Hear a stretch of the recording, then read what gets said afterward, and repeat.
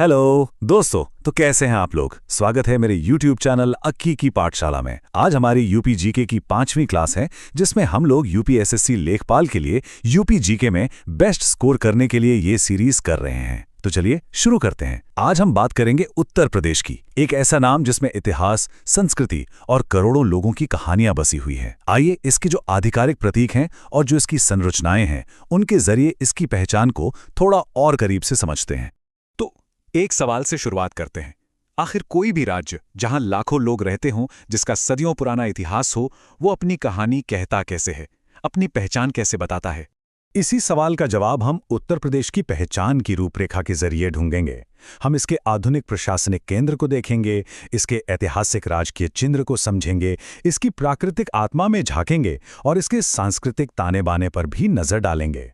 तो चलिए, हमारी पड़ताल शुरू होती है आज से, एक बहुत ही आधुनिक प्रशासनिक पहल के साथ, जिसे हम राज्य राजधानी क्षेत्र या एससीआर के नाम से जानते हैं। तो ये एससीआर आखिर है क्या? देखिए, ये सिर्फ एक भौगोलिक क्षेत्र नहीं है, बल्कि एक बहुत बड़ी, एक महत्वाकांक्षी योजना है। इसका सीधा सा मकसद है कि लखनऊ को सेंटर बनाकर उसके आसपास के जिलों में उद्योग, बुनियादी ढांचा और रोजगार के अवसरों का एक साथ एक जैसा विकास किया जाए। और इस योजना में कौन कौन शामिल हैं? इसमें 6 जिले आते हैं। लखनऊ तो है ही, साथ में सीतापुर, बाराबंकी, उन्नाव, रायबरेली और हरदोई। ये सब मिलकर एक बड़ा आर्थिक शक्ति केंद्र बनाने के लिए एक साथ आए हैं। और जरा इसका पैमाना देखिए, ये पूरा क्षेत्र लगभग 28,000 वर्ग किलोमीटर में फैला हुआ है। अंदाजा लगाने के लिए सोचिए कि ये बेल्जियम जैसे देश से बस थोड़ा ही छोटा है। और हाँ, ये सिर्फ जमीन का टुकड़ा नहीं है। जैसा कि ये ग्राफ दिखा रहा है, हरदोई और सीतापुर जैसे जिलों की घनी आबादी के साथ ये योजना सीधे सीधे करोड़ों लोगों के जीवन पर असर डालने की क्षमता रखती है। चलिए, अब इस आधुनिक योजना से थोड़ा पीछे चलते हैं और राज्य की गहरी जड़ों की ओर मुड़ते हैं, जो इसके राजकीय चिन्ह में साफ झलकती हैं।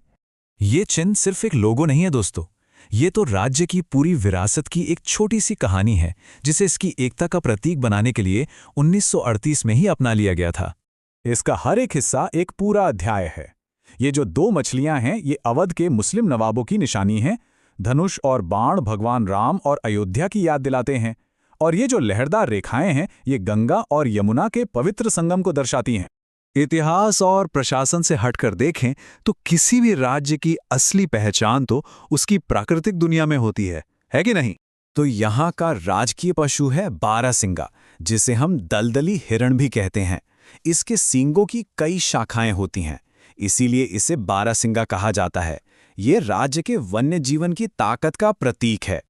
और आसमान की बात करें तो वहां उड़ता सारस क्रेन यहाँ का राजकीय पक्षी है। ये पक्षी जीवन भर एक ही साथी के साथ रहते हैं और इसीलिए इन्हें अक्सर प्यार और अटूट वफादारी का प्रतीक माना जाता है।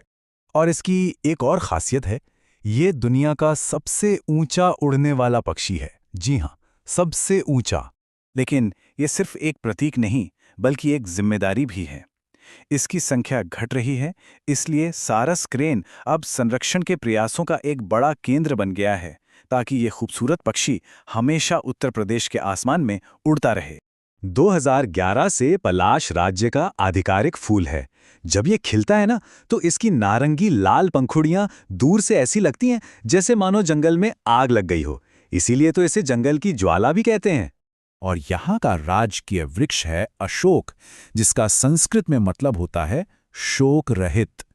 हिंदू और बौद्ध दोनों ही परंपराओं में इसे बहुत पवित्र माना जाता है। ये जीवन और शांति का प्रतीक है। राज्य की जो जीवन रेखाएं हैं, यानी यहाँ की नदियाँ, उनकी भी अपनी अलग पहचान है। चिताला मछली और खासकर दुर्लभ गांगे डॉल्फिन को राजकीय प्रतीक के तौर पर चुनना ये दिखाता है कि ये जलमार्ग कितने जरूरी हैं। और अब अंत में आइए उन प्रतीकों पर भी बात कर लें जो राज्य की संस्कृति और कला को दिखाते हैं। मैदान से लेकर मंच तक उत्तर प्रदेश की पहचान 2 अलग-अलग कलाओं में बसती है। एक तरफ हॉकी, जिसने देश को मेजर ध्यानचंद जैसे दिग्गज खिलाड़ी दिए हैं, और दूसरी तरफ कत्थक, जिसका जन्म और विकास यहीं के दरबारों में हुआ। तो आधुनिक योजनाओं से लेकर प्राचीन प्रतीकों तक की इस पूरी यात्रा के बाद ये सोचने वाली बात है कि आखिर